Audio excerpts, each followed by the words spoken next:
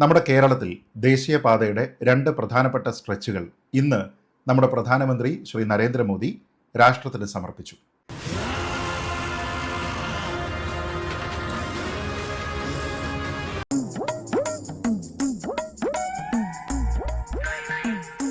അങ്ങനെ വളരെ സ്വാഗതാർഹമായിട്ടുള്ള നല്ല ഒരു തീരുമാനം കേന്ദ്ര സർക്കാർ നടപ്പാക്കുമ്പോൾ അതിനിടയ്ക്ക് വലിയൊരു വിവാദം ഉണ്ടാക്കുന്നതിന് വേണ്ടി ശ്രമിക്കുകയാണ് ഇവിടുത്തെ ഇടത് സർക്കാർ. സ്വാഭാവികം. അതിന് മുന്നിൽ നിൽക്കുന്നത് മന്ത്രി ശ്രീ PA മുഹമ്മദ് റിയാസ് ആണ്. സമരം ചെയ്യാനും അലമ്പുണ്ടാക്കാനും അല്ലാതെ വേറൊരു പണി ഞങ്ങൾക്കറിയില്ല. ഞങ്ങളെ ഒന്ന് കൂടെ നിർത്തോ, എന്തെങ്കിലും തന്നാ മതി. അതുകൂടാതെ മറ്റുള്ള പല ഇടതുപക്ഷ മന്ത്രിമാരുമുണ്ട്. അതിന്റെ ഭാഗമായിട്ട് ഈ ചടങ്ങ് ബഹിഷ്കരിക്കുക എന്നുള്ളതാണ് ഇടതുപക്ഷം സമീപിച്ച തീരുമാനം.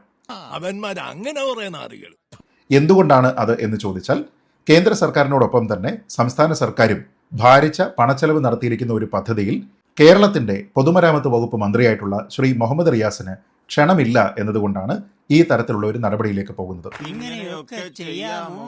അറിയിക്കാതെ ചെയ്യാമോ? കഞ്ഞിയും പയറും ഞങ്ങൾക്ക്. ഇത് കേരളത്തിനോടുള്ള അനാദരവാണ് എന്ന മട്ടിലാണ് ശ്രീ മുഹമ്മദ് റിയാസ് പറയുന്നത്. അത് ഏറ്റെടുത്തുകൊണ്ട് ഇടതുപക്ഷം ഒന്നാകെ ഈ ഒരു ചടങ്ങിനെ ബഹിഷ്കരിക്കുന്നതിന് വേണ്ടി തീരുമാനിക്കുകയും ചെയ്തു.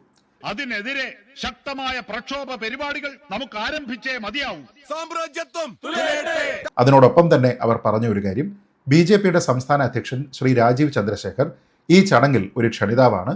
മുഹമ്മദ് റിയാസിനെ ക്ഷണിക്കുന്നില്ല എങ്കിൽ രാജീവ് ചന്ദ്രശേഖറിനെ എങ്ങനെ ക്ഷണിക്കാൻ കഴിയും? അദ്ദേഹത്തിനെ മറ്റ് പാർട്ടികളുടെ അധ്യക്ഷന്മാരെ ക്ഷണിക്കാത്തപ്പോൾ എന്ത് പ്രത്യേകതയിലാണ് ക്ഷണിക്കുന്നത് തുടങ്ങിയ കാര്യങ്ങളാണ് ചോദിക്കുന്നത്. എന്തായാലും ഒരൊറ്റ കാര്യമേ ആമുഖമായിട്ട് പറയാനുള്ളൂ. ശ്രീ മുഹമ്മദ് റിയാസ് കരഞ്ഞിട്ട് പ്രത്യേകിച്ച് കാര്യമൊന്നും ഈ വിഷയത്തിൽ ഇല്ല എന്നുള്ളത് മനസ്സിലാക്കണം. ഭൂമി ഏറ്റെടുക്കുന്നതിന്റെ ഭാഗമായിട്ടുള്ള 4/1 തുക മാത്രമാണ് ഇതിൽ സംസ്ഥാന സർക്കാരിന്റെ കോൺട്രിബ്യൂഷൻ. അതും സോഴ്സ് ചെയ്തിരിക്കുന്നത് നമ്മുടെ പൊതുമരാമത്ത് വകുപ്പിൽ നിന്നല്ല, മറിച്ച് കിഫ്ബിയിൽ നിന്നാണ് അതിനെ സോഴ്സ് ചെയ്തിരിക്കുന്നത്. അതുകൊണ്ട് തന്നെ ഇത് രാഷ്ട്രത്തിന് സമർപ്പിക്കുന്ന ചടങ്ങിലേക്ക് നമ്മുടെ PWD വകുപ്പ് മന്ത്രിയെ ക്ഷണിക്കണം എന്ന് പറയുന്നത് എന്ത് കാര്യത്തിന്റെ അടിസ്ഥാനത്തിലാണ് എന്നതിനെക്കുറിച്ച് എനിക്ക് മനസ്സിലാകുന്നില്ല. ഇതിൽ യാതൊരു വിധത്തിലുള്ള കോൺട്രിബ്യൂഷനും ഇല്ലാത്തത് നമ്മുടെ പൊതുമരാമത്ത് വകുപ്പിനാണ്. അതുകൊണ്ട് തന്നെ അതിന്റെ മന്ത്രി ശ്രീ മുഹമ്മദ് റിയാസിന് ഈ ചടങ്ങിലേക്ക് ക്ഷണമൊന്നും തന്നെ നൽകിയില്ല എന്നുള്ളതാണ് വസ്തുത. നീ വിഷമിക്കാണ്ടിരി. എനിക്കെന്ത് വിഷമം? എനിക്കൊരു വിഷമമില്ല. എനിക്കൊരു വിഷമമില്ല. ഇനി കഴിഞ്ഞ വർഷം മലപ്പുറത്ത് ദേശീയപാതയിൽ പണി പൂർത്തിയായിരുന്ന ഒരു സെഗ്മെന്റിൽ അവിടെ ഒരു ഭാഗം തകർന്നു വീണു എന്നുള്ള ഒരു സംഭവം ഉണ്ടായിരുന്നു. അന്നത് വലിയ വിവാദമുണ്ടായിരുന്നു. അത് നിർമ്മാതാക്കൾക്കൊക്കെ തന്നെ വലിയ നാണക്കേടുണ്ടാക്കിയ ഒരു സംഭവമാണ്. അങ്ങനെ ഒരു സംഭവം ഉണ്ടാകുന്ന സമയത്ത് അതിൻ്റെ ഉത്തരവാദിത്വത്തിൽ നിന്ന് പൂർണ്ണമായിട്ടും ഒഴിഞ്ഞ ആൾക്കാരാണ് നമ്മുടെ കേരള സംസ്ഥാനം ഭരിക്കുന്നത്. 4 പേർ കൂടെ തലറങ്ങി വിടാല്. അന്ന് നമ്മുടെ മുഖ്യമന്ത്രി തന്നെ പറഞ്ഞത് ഈ ഹൈവേ വികസനം എന്നത് പൂർണ്ണമായിട്ടും ഒരു കേന്ദ്ര സർക്കാർ പദ്ധതിയാണ്. അതിൽ A മുതൽ ക്ഷ വരെയുള്ള എല്ലാ കാര്യങ്ങളും തീരുമാനിക്കുന്നത് കേന്ദ്ര സർക്കാരാണ്. അതിൽ സംസ്ഥാന സർക്കാരിന് ഒരു വിധത്തിലുള്ള പങ്കുമില്ല എന്നാണ്. അതുകൊണ്ട് തന്നെ തകർന്നു വീഴുന്ന സമയത്ത് ഞങ്ങൾക്ക് പങ്കില്ല, പക്ഷേ അതിൻ്റെ നിർമ്മാണ ഉദ്ഘാടനം അല്ലെങ്കിൽ പൂർത്തിയായ സമയത്തുള്ള ഉദ്ഘാടനം അതിൽ ഞങ്ങൾക്ക് വലിയ പങ്കുണ്ട് എന്ന് പറയുന്നത് ഒരു തരത്തിലും അംഗീകരിക്കാൻ പറ്റുന്ന കാര്യമല്ല. അത് പൂർണ്ണമായിട്ടും ഡബിൾ സ്റ്റാൻഡേർഡാണ്, ഇരട്ടത്താപ്പാണ്. ഇതെല്ലാം ഒരു ഇരട്ടത്താപ്പാണ്.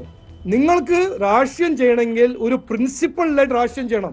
അവിടെ ഒരു തരത്തിലും ശ്രീ മുഹമ്മദ് റിയാസ് ഒരു ക്ഷണിതാവാകാനുള്ള ഒരു തരത്തിലുള്ള അർഹതയും അദ്ദേഹത്തിന്റെ പദവി കൊണ്ട് അവിടെ ഉണ്ടായിരുന്നില്ല എന്നുള്ളതാണ് വസ്തുത.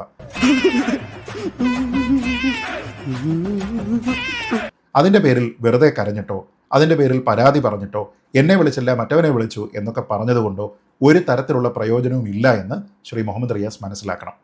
പാഞ്ഞു വരുന്ന ടിപ്പറിന്റെ അടുത്തും പട്ടിയുടെ അടുത്തും ഒന്നും ആരും നെഞ്ചും പിരിച്ച് നിൽക്കാറില്ല, ഓടാറേ ഉള്ളൂ.